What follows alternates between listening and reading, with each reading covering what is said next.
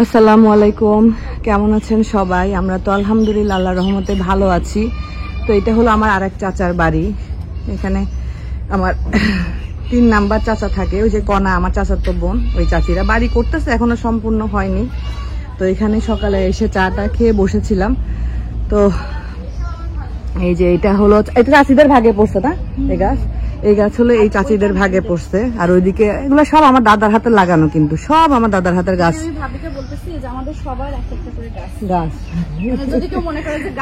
গাছ ধরে লিচু খাবে সবাই আছে, আমাদেরটা যেমন ভিতরে আছে, সামনে আছে। ভিতরেরটা অবশ্য আব্বুর লাগানো, সামনে আছে। ও না, এই যে এটা তো দাদার লাগানো, এই যে ওখানে একটা দাদার লাগানো। এই পাশে ওই উপরে লিচু গুলা পারতে পারছে না, বুঝছিস, বাড়ির সামনের গুলা। ও সব খাই নিছো না, পারতে পারেনি। এই যে দেখেন কি সুন্দর থোকায় থোকায় মাশাআল্লাহ ধরে আছে লিচু।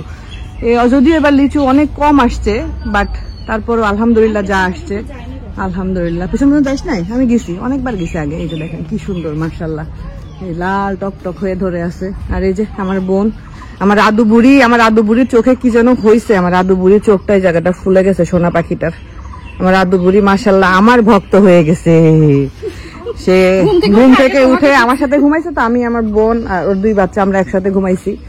আর এটা হলো আমার আরেক চাচার বাড়ি, এটাও পুরা কমপ্লিট হয় নাই। হ্যাঁ হ্যাঁ, ভিতরে হয়ে গেছে। ও এই পাশে পুরো ভাড়া দেওয়া, আর এই পাশে চাচিরা থাকে, আস্তে আস্তে করবে আর কি। আর এই যে আমের গাছ, এই যে সুন্দর আম ধরে, আম আসছে মাশাআল্লাহ এবার, কিন্তু এখনো পাকার টাইম হয়নি, এখনো দেরি আছে পাকতে। আমটা পাকবে কোরবানি ঈদের পরে আর কি। সবার গাছে আম আসছে। এই গাছ পড়ছে চাচিদের, নাইমদের পড়ছে। এই চাচিদের পড়ছে আম গাছগুলা সব আর কি। এই চাচির আম গাছ পড়ে নাই ভাগে না? ওইদিকে আছে মনে হয়, সব আসলে ওইভাবে অফিসিয়ালি ভাগ এখনো হয়নি, মানে মুখে মুখে না নাকি? আমি কালকে তো এটাই বলতেছি, তুমি ভাগ নিতে আসছো এটা বলছে, কমেন্টে বলছে না, আমি দেখিনি তো। ও আমি কমেন্টে বসছে, আবার ফুফুই তো এখনো পর্যন্ত কোনো ভাগ হয়নি। হ্যাঁ হ্যাঁ, আম্মুর বাসায় গেছিল তো, ওইটাও আবার হচ্ছে কোথায় যেন একটা দেখলাম, পোস্টার নাকি দেখলাম যে ভাইয়া আম্মু জমি বিক্রি করবে, ভাইয়া কিনবে, সেজন্য ভাইয়াকে আম্মু এখন বেশি বেশি করে খাওয়াচ্ছে। হ্যাঁ, মানে অনেক রকম রান্না করে আম্মু খাওয়াচ্ছে। আমার মা তো বাপের জমি এখনো নেয়নি। আমার খুব মানে আমার দাদাদের এখনো কিছু এভাবে ভাগ হয়নি। আর আমরা ওই ভাগ নিব, এই নিব, সেই নিব, ওই টেন্ডেন্সি আমাদের কারো নাই, আরো কিছুই হয়নি। স্বাভাবিক, এটা যদি ইসলামিক আইন অনুযায়ী সবাই যে যেটুক পায় সেটুক পাবে। এটা নিয়ে কারাকারি করার কিছু তো নাই। আর আমার তো বহুত পরের কাহিনী, আর আমি তো এখানে থাকি না, আমি এইগুলা ভাগ করে নিয়ে আমি করবোটা কি? মানুষ না, ওই যে গহনা মানে আম্মুর গোল্ডের ইয়েতে কমেন্ট দেখলাম, তাও ইয়েতে ফেসবুক পেজে ভাবি ভিডিও দিচ্ছে না, ওইখানে দেখলাম যে বলতেছে যে মার গহনার ভাগ নিতে। আমি তো নেইনি কিছু, আমি তো সবই দিয়ে দিছি, আমি নেইনি শুধুমাত্র ওইটা। তাও ভাইয়া আমাকে বারবার করে বলতেছে তুই নে। নাহলে আমার আসলে সত্যি কথা বিশ্বাস করেন, মানে মার স্মৃতি, মার জিনিস দিয়ে আমার ধরে রাখতে হবে এই টেন্ডেন্সি আমার নাই। আমার মা, আমার বাবা সারা জীবন, আমার মৃত্যুর আগ পর্যন্ত তারা আমার মনের মধ্যে এমনিই থাকবে। তাদের জিনিস নিয়ে তাদের স্মৃতি ধরে রাখবো, এটা আর আসলে কোনো, তাই না? জিনিসের সাথে আবার কিসের স্মৃতি? আমার জিনিস দেখলে আরো কষ্ট লাগে, আরো খারাপ লাগে অনেক। যেটা সব থেকে বেশি আদরে সেটাই নাই, জিনিস দিয়ে তার কোনো লাভ নাই। তো এই যে সকালে একটু বের হয়েছিলাম নাস্তা টাস্তা করে। হ্যাঁ খুব শখ। এটা এই গাছকে লাগাইছে,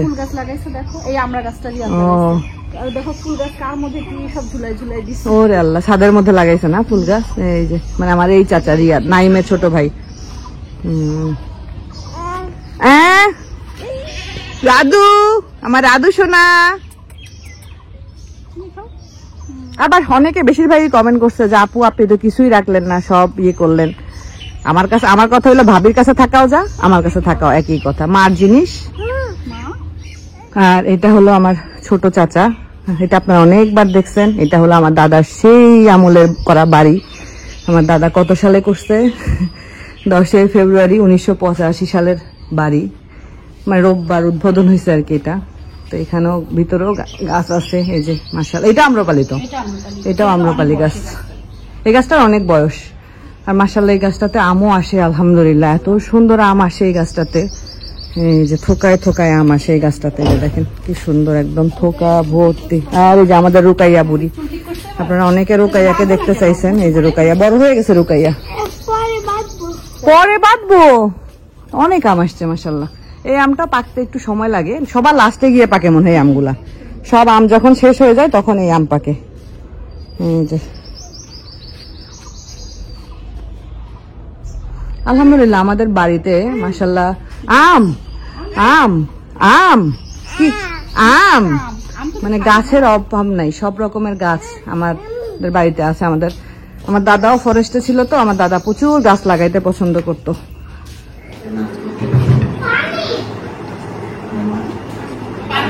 এই যে আজকে সকালের নাস্তা আমাদের বাড়িতে খিচুড়ি আর হলো কি কি ভর্তা ভাবি, পটল আলু আর সাথে আছে ডিম। আর এই যে আমাদের জিম কত বড় হয়ে গেছে। জিম টাকাও বাবু, ওরে আল্লাহ। ভাবি আসছিল কালকে বিকালে, আমার সাথে দেখা করতে আসছিল ভাবি, কারণ ভাবির সাথে তো ভাবি 3 বছর ছিলেন একসাথে না, 3 বছর ভাবি আমাদের এই যে এই রুমটাতে থাকতো। তো আম্মুর সাথে ভাবির অন্যরকম একটা ইয়ে ছিল। তো ভাবি আম্মু যখন মারা গেছে ভাবি তখনও আসছিল, আর এই যে আমার সাথে দেখা করতে আসলো। ভাবিরা এখন থাকে হলো পাবনাতে। আর এই যে আমার ভাবি সবাইকে খাওয়াচ্ছে। আর এই যে আমাদের মঞ্জুলিকা, না না না না সরি না, তুমি মঞ্জুলিকা না, খাও পানি খাও। হ্যাঁ রুমাইসা গুড বাচ্চা। আমি ভুলে বলে ফেলছি আম্মু, বুঝতে পারিনি। এ না তুই আমাকে বকা দিচ্ছিস কেন? ও পানি আরো খাবে।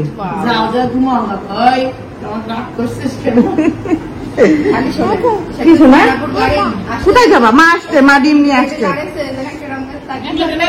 না ও ডিম সিদ্ধ করেছে। কি খাচ্ছেন, পাউরুটি না পিঠা? পিঠা খাতে পারছেন? সেই শক্ত পিঠা, ওই পিঠা দিয়ে কারো মাথায় বাড়ি মারলে তার মাথা ফেটে যাবে।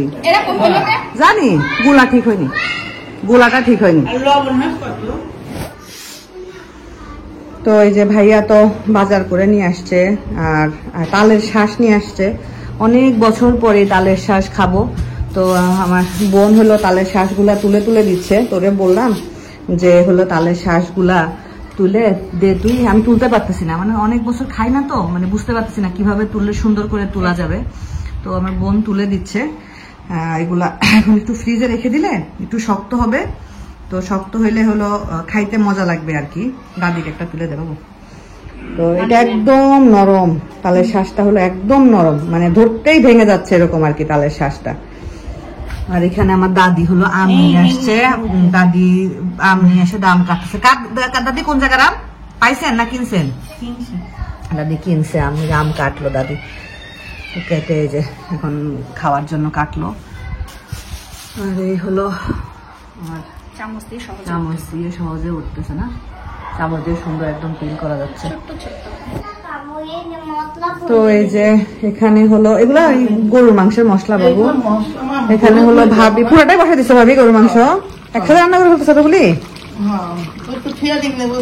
সেই তো তাই গরুর মাংস ভালো লাগে, কিন্তু গরুর মাংস আবার ফ্রিজে রাখলে না ভালো লাগে না, মানে মাংসের স্বাদটা চলে যায়।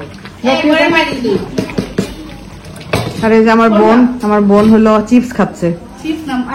ঠিক আছে, এখন এই কালকে হলো এই পিঠাটা বানানো হয়েছে, তো এই পিঠা হলো এত শক্ত হয়েছিল তাই বললাম চিপস খাচ্ছে। আর এই জায়গায় হলো এই যে গরুর মাংস রান্না হচ্ছে পুরো। ভাবি কয় কেজি? 5 কেজি গরুর মাংস একদম পুরা পাতিল ভর্তি করে ভাবি রান্না করতেছে। আমার জন্য দিয়ে দিবে, আমার ভাবি তুলে রাখবে। আর ওই যে ভাবি খাই দেখে একটা পিঠাগুলো কালকে ভালো হয়নি।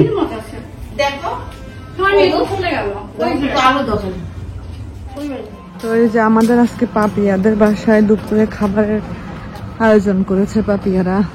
তো আমরা যাইতে অনেক বেলা হয়ে গেছে, কারণ বাসায় অনেক কাজ ছিল, যেহেতু আমি চলে যাব কালকে এখান থেকে। ভাবি অনেক কিছু আয়োজন করছে টুকটাক দিয়ে দেওয়ার জন্য।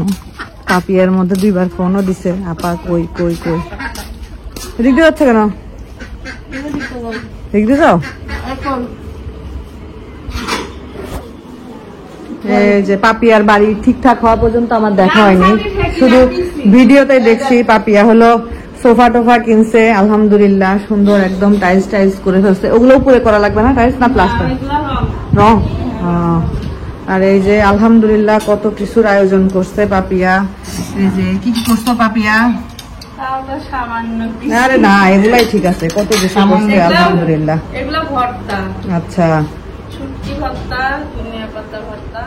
এই যে আমরা দাওয়াত টাওয়াত খেয়ে এসে আমি আর ভাবি একটু শুয়েছি। আর পারুল খালার একটা জিনিস আমার খুব ভালো লাগে, খালা একটু করে কাজ করে আবার আমাদের সাথে এসে গল্প করে, আমার খুব ভালো লাগে গল্প। এইবার আসে একদম পুরাই মানে যেভাবে আম্মু আব্বু থাকতে বাসা থাকতো সেভাবেই ঠিক বাসা আছে। সামনের বার আসলে হয়তো বা এইভাবে সবকিছু আর থাকবে না, যেটা স্বাভাবিক সত্য কথা, বাস্তব কথা। তো সামনের বার, কারণ এই ঘর এইভাবে করে তো আর ফেলে রাখা সম্ভব না, কারণ হলো এই ঘর এইভাবে ফেলে রাখলে নষ্ট হয়ে যাবে।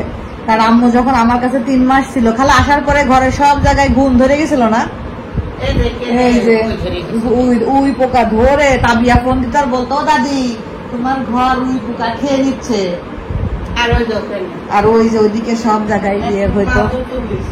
আর খালাও মানে আমি আসি আমার সাথে একটু পর পরে গিয়ে গল্প করে। আপনারা অনেকে পারুল খালার কথা বলছেন যে পারুল খালাকে দেখলে আন্টির কথা খুব মনে পড়ে। শুধু আপনাদের না, আমারও। খালা যখন রান্নাঘরে কাজ করে আমি ঘুরি দেখি, আমার কাছে মনে হয় যেন আম্মুই মনে হয় রান্নাঘরে আছে। তো খালা কি হারাই ফেলছে সেটা খালা বুঝে এখন, মানে খালা তাই বলে যে আমার আদরের ভালোবাসার একটা জায়গা হঠাৎ করে চলে গেছে। খালার জন্য আসলে মানে অবিশ্বাস্য, আমাদের জন্য যেমন অবিশ্বাস্য। আমরা তো ফোনে কথা বলছি, আর খালা তো নিজে দেখে গেছে না, খালা দেখে গেছে, কাম করেছে। ওই দিনকেও খালা দুপুরবেলা, দুপুরও না ঠিক বিকাল বেলা খালা ওই দিনকেও কাজ করে। তখন আমি কেন আরো বসে ভাত খাতে লাগবে। আম্মু ওই দিনকে অনেক কাজ টাজ করছিল, তো খাইতে খাইতে 4টা বেজে গেছিল। ছাড় দিয়ে গোসল করে নামাজ পড়ে ভাত দিলে আমি খাবার নিয়ে চলে যাই।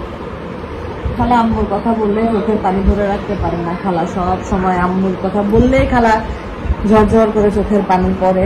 তো খালার আসলে খুব আদরের একটা জিনিস। আমরা মা হারাইছি, আমাদের কষ্ট তো কষ্টই, কিন্তু খালারা যখন আম্মু মানে আম্মুর সাথেই ছিল, তো খালা যে রাত্রে শুনছে ওই রাত্রেই খালা দৌড়ায় চলে আসে। নিজেই বিশ্বাস করতে পারছি না আমার ম্যাডাম মরে গেছে। এত ভালো মানুষ দেখে গেছে, পেয়ে গেছে, কথা বলেছে, একসাথে রুটি খাইছে। আপনারা দোয়া করবেন, খালার জন্য দোয়া করবেন। আমরা যতদিন বেঁচে আছি খালার চিন্তা আমাদের। খালা যতদিন বেঁচে আছে খালার ইনশাআল্লাহ কোনো কিছুর জন্য খালার কষ্ট পাইতে হবে না।